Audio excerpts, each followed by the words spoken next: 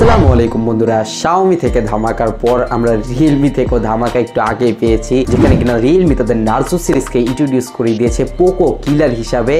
এবং এই নার্জোকে কিল করার জন্য পিছনে Poco M3ও লঞ্চ হয়ে গিয়েছে এবং এই দুইটা ফোন নিয়ে প্রচুর পরিমাণ কনফিউশন ক্রিয়েট হয়ে গিয়েছে এই একই প্রাইস রেঞ্জের মধ্যে, যেখানে কিনা আন্ডার 15K বাজেটের মধ্যে কোন স্মার্টফোনটা সবচেয়ে বেশি বেস্ট হবে।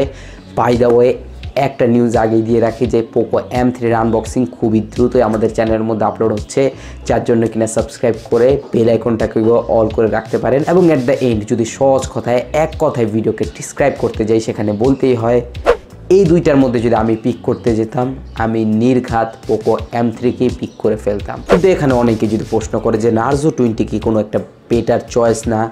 হ্যাঁ, Narzo 20ও গ্রেট চয়েস, কিন্তু কম্পেয়ার করলে এই রেজাল্টটা আমার কাছে মনে হয়েছে, যদি এর স্পেসিফিকেশনের দিকে তাকাই সেটাও এটাই বলে দিবে, যেখানে কিনা 6.53 ইঞ্চেসের একটা FHD প্লাসের IPS LCD প্যানেল থাকছে Poco M3 এর মধ্যে, এবং Narzo 20তেও 6.5 ইঞ্চেসের প্যানেল থাকছে, IPS প্যানেলই থাকছে, কিন্তু ওটা HD প্লাসের ডিসপ্লে ইউজিং এর ক্ষেত্রে নির্ঘাত অনেক বেশি পরিমাণে প্রবলেম ফেস করতে হয়। এবং এট দ্য এন্ড 2021 সালে এসে আমাদের সকলেরই ফুল HD প্লাসের ডিসপ্লে এক্সপিরিয়েন্স করা দরকার। ইভেন 10,000 টাকার উপরে হলে তো নির্ঘাত এখন FHD প্লাসের দেওয়াই দরকার, যেটা কিনা Xiaomi কয়েকবারই করে যাচ্ছে আমরা দেখতে পাচ্ছি। কিন্তু Realmeর ক্ষেত্রে কি হচ্ছে, তারা 720p এর ডিসপ্লে থেকে বেরোতেই পারছে না।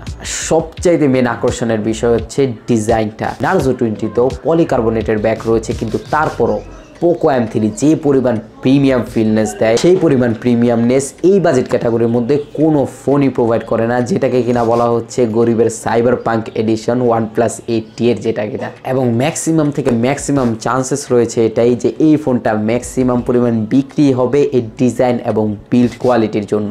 যদিও বা 6000 mAh এর ব্যাটারি দুইটার মধ্যে রয়েছে, কিন্তু ওজনের ক্ষেত্রে কি হয়েছে, ওটা 200 গ্রাম থেকে একটু নিচে Poco M3 এবং 208 গ্রাম Narzo 20। এবং ক্যামেরা ক্যাটাগরি নিয়ে কথা বললে Narzo 20তে এখন যথেষ্ট পরিমাণ আপডেট দেওয়া প্রয়োজন আছে, কিন্তু হার্ডওয়্যারের কথা চিন্তা করলে এখন Narzo 20 এগিয়ে রয়েছে, সফটওয়্যার প্রসেসিংয়ের দিক দিয়ে একটু পিছিয়ে থাকলেও।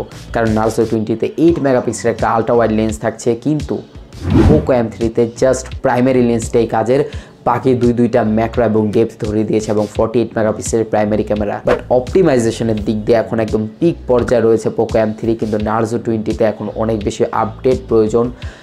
কিন্তু সব কথার এক কথা, এত পরিমাণ ডিসলাইক করা হচ্ছে Narzo 20কে কি জন্যই বা? মেন ফ্যাক্ট হচ্ছে এই মাসের মধ্যে, মানে আগামী জানুয়ারিতে Narzo 30 সিরিজ ইন্ডিয়ান মার্কেটে, ইন্দোনেশিয়ান মার্কেটে সব গ্লোবালি অনেক দেশের মধ্যে লঞ্চ হতে যাচ্ছে। কিন্তু একদম বছরের শেষ দিকে এসে বা জানুয়ারির একদম শুরুর দিকে বলতে পারেন যে Narzo 20 সবেমাত্র বাংলাদেশের মধ্যে লঞ্চ হয়েছে, মানে এর আপগ্রেড ভার্সন এসে পড়ছে, কিন্তু একদম পুরনো মডেলটা আমরা এখন পাচ্ছি। এই জন্যই এই জিনিসটাকে একদমই কনসিডার করাই যায় না।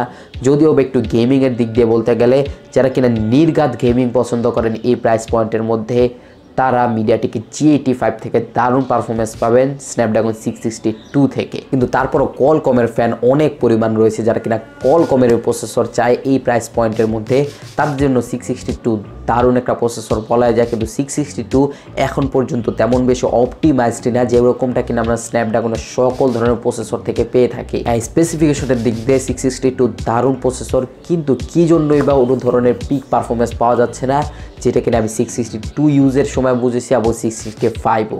অ্যাকচুয়ালি এই সিরিজের প্রসেসরটা এরকম হয়। তো এই জিনিসটাকে প্র্যাকটিক্যালি ইউজ করার পর বুঝতে যাবে যে স্ন্যাপড্রাগন 662 এখান থেকে কী রকমের আউটপুট দিচ্ছে। যদিও বা এই 6 সিরিজের মধ্যে 690 দারুণ পারফরমেন্স দিচ্ছে, এবং বাদবাকি 8 মেগাপিক্সেলের সেলফি ক্যামেরা দুইটার মধ্যে রয়েছে, এবং 22.5 ওয়াটের ফাস্ট চার্জার রয়েছে। Poco M3 এর মধ্যে 18 ওয়াটের ফাস্ট চার্জার Narzo 20তে রয়েছে, যদিও বা 6000 mAh এর ব্যাটারি দুইটাতেই রয়েছে। কিন্তু অ্যাট দ্য এন্ড প্রাইস পয়েন্টের কথা চিন্তা করলে Narzo 20 একটা ভালো চয়েস 1000 টাকা কম প্রাইসিংয়ের মধ্যে। কিন্তু 1000 টাকা বেশি দিয়ে আপনাকে কি অফার করছে এটা দেখতে হবে, এবং ম্যাক্সিমাম থেকে ম্যাক্সিমাম চান্স আছে যে Narzo 20কে বিট করে ফেলবে এই Poco M3। এই নিয়ে আপনাদেরকে মতামত নিচে কমেন্ট বক্সে অবশ্যই জানাবেন। এবং মার্কেট আরও বেশি পরিমাণ নষ্ট হয়ে গিয়েছে ওই নিউজটা শোনার পর মানুষের, যে Narzo 30 সিরিজ আগামী কিছুদিনের মধ্যে আসছে, আদার্স কান্ট্রিগুলোর মধ্যে এবং আনঅফিসিয়ালি বাংলাদেশের মধ্যে এসে পড়বে, কিন্তু অফিসিয়ালি আমরা এত পর নার্জো 20 সিরিজ পেলাম এবং নার্জো 30 সিরিজকে আগামী মাসে আসবেও কিনা এটা এখন পর্যন্ত কনফার্মেশন নেই। কিন্তু শাওমি এখানে একটা লেটেস্ট একটা ফোন ইন্ডিয়া লঞ্চেসের আগে আমাদের গ্লোবাল ভেরিয়েন্টে বাংলাদেশের মধ্যে লঞ্চ করে দিয়েছে, যার জন্য কিনা শাওমিকে সাধুবাদ জানাতেই হয়। তাই বন্ধুরা, কোন জিনিসটাকে আপনারা এগিয়ে রাখবেন লাইক কিংবা ডিসলাইকের মাধ্যমে জানিয়ে যেতে পারেন।